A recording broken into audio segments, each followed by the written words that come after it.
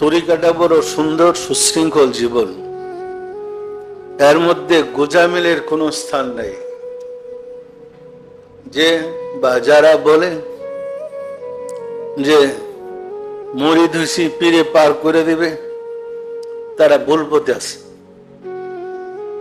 মুর্শিদ আপনাকে শিক্ষা দিবে, আপনি যেন ইমানি পরীক্ষায় পাশ করতে পারেন।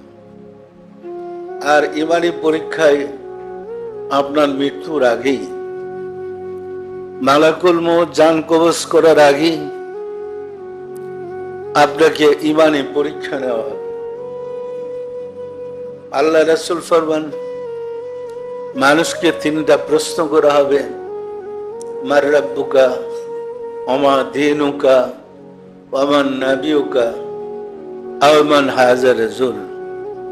তোমার প্রভুকে, তোমার ধর্ম কি, তোমার নবীকে।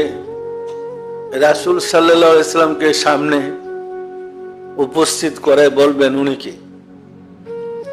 যে ব্যক্তি ইমানি পরীক্ষায় পাশ করতে পারল তখন সে মুমিন। ইমানি পরীক্ষায় ফেল করলে সে ঈমান হারা হইল, তখন তার মৃত্যুটা হবে মুমিনের মতো পাশ করলে। আর যদি ফেল করে তখন তার মৃত্যুটা হবে কাফের মুরতাদের মতো।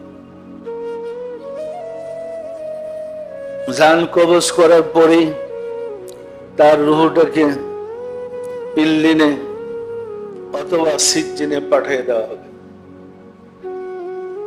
ইমানের সাথে রুহ বের হলে রুহটা যাবে ইল্লিনে,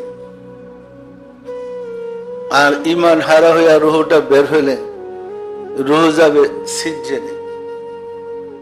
ইমান নিয়ে কবর যাওয়ার সহজ পথ হল মুর্শিদের শিক্ষা নিয়ে আপনার কলবে আল্লাহর জিকিরটাকে বসানো। আপনার কালবে যদি আল্লাহর জিকির জারি থাকে, কোন অবস্থাতেই আপনি বেঈমান হইয়া কবর যাবেন না। কারণ মালাকুল মউত মানুষের রূহ কবজ করতে আসে। যে কালবে বা রুহে জিকির জারি থাকে,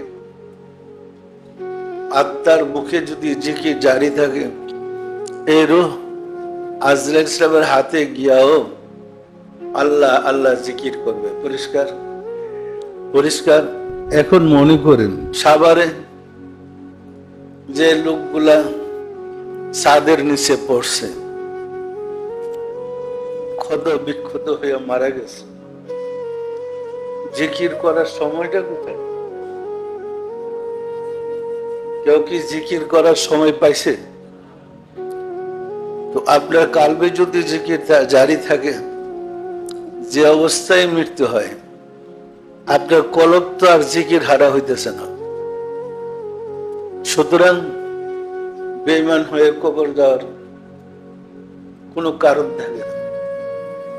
এই কারণে আমরা জোর দেই, সর্বাবস্থায় কালবে জিকির খেয়াল রাখেন।